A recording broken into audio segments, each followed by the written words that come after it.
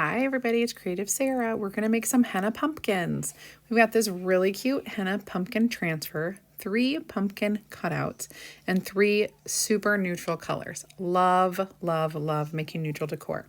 First I'm going to sand it using my cordless sander, the surface, and then I'm going to go ahead and do some surface wax before I stick my transfer down. I'm just going to put that down and I'm going to start using some camel chalk paste on there. If you are new, you can comment VIP to get invited into my group. And of course, if you're on TikTok or Instagram, find the link in my bio for more information.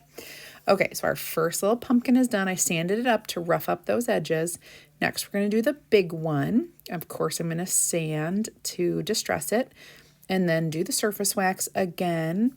And then place my sticky back transfer stencil, silkscreen stencil, onto the surface, and I'm going to spread some Storm chalk paste. I did not go all the way to the edge on this one. I wanted it to look distressed. So it does. It's super cute. Dry it with the quick dry tool. And when that is all done, I'm going to set it aside and work on that third pumpkin. Here comes the big one. Of course, sand it first, then wax, then place your transfer, sticky side down, and we're going to fill it with some chalk paste. Now, I want you to notice how I do this one. From the center out, I am not going all the way to the edge. I want it to look distressed. This is our Dune colored chalk paste. Check it out. I'm going to hold it up so you can see the edges. Okay, there you go. Now, drying this one, and then we will embellish, which is one of my favorite parts of doing DIY. It's just adding embellishments. It's so fun. Cute, neutral decor. Totally boho themed.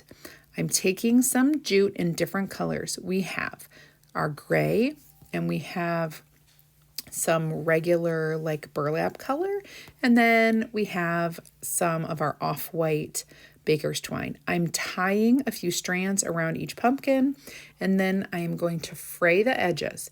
So I'm going to untwist the strands. Of course, I did a double knot, and as soon as that my hot glue gun is hot, I will tack it in place with some hot glue gun.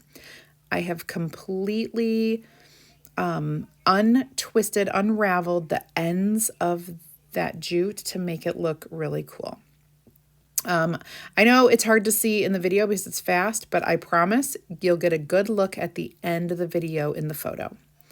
All right, so now I'm just tacking that down, and of course I'm going to have to add a little bit of greenery. I love the greenery, so I'm putting a little bit of greenery onto the edges there, and I promise I will slow this down so you can see more. Okay, you guys, click the link in the bio or in the description, or head over to CreativeSarah.com for more info.